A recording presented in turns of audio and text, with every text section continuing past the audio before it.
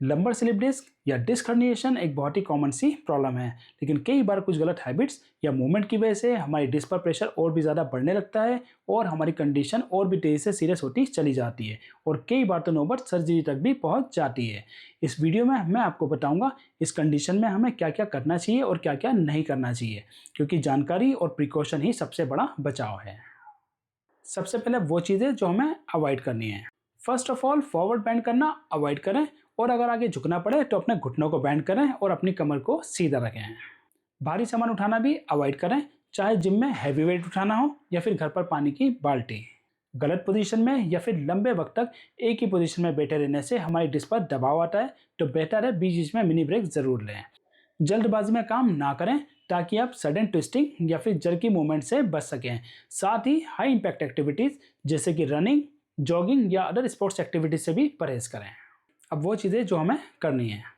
Slip disc होने के शुरुआत के 4 से 5 दिन आइस पैक अप्लाई करें और बाद में हॉट पैक पर स्विच करें और दिन में कम से कम 2 से 3 बार करें और एक बार में 20 से 30 मिनट के लिए ज़रूर करें। जिन लोगों को ज़्यादा या कंटिन्यूस ज़रूरत है तो वो लोग लंबर बेल्ट का यूज़ करें, लेकिन ध्यान रहे ये बेल्ट हर वक्त ना लगाएं, बल्कि वॉक के दौरान, ज़्यादा देर खड़े होकर काम करने के दौरान या फिर अनसपोर्टेड सिटिंग के दौरान ही लगाएं। प्लस लेटते या सोते वक्त ये बेल्ट ना लगाएं। इस कंडीशन में हमें अपने पोस्चर का ध्यान रखना भी बहुत ज़रूरी है। ध्यान रहे बैक हमारी हमेशा स्ट्रेट और कंफर्टेबल होनी चाहिए, चाहे आप खड़े हों या फिर बैठे हों। सिटिंग जॉब के दौरान हो सके तो अर्गोनॉमिक चेयर का यूज़ करें और अगर ना हो सके तो लंबर सपोर्ट या फिर लंबर रोल का यूज़ करें। अगर कोई सामान ज़मीन से उठाना हो तो अपने घुटनों को बेंड करें और अपनी कमर को स्ट्रेट रखें। अगर कोई भारी या कोई बड़ा सामान उठाना पड़े तो उसे अपनी बॉडी के पास रखें। सामान को दूर रखने पर हमारी बैक पर प्रेशर बढ़ता है। बेड से उठते या लेटते वक्त हमेशा 2 स्टेप्स में करें। फर्स्ट, अपने दोनों घुटनों को बेंड करें। सेकेंड, अपनी बॉडी को थोड़ा सा टर्न करें और उसके बाद ही ऊपर उठाएं। कमर के बल सोने वाले लोग 2 पिलो अपने घुटनों के नीचे इस तरह से रखें।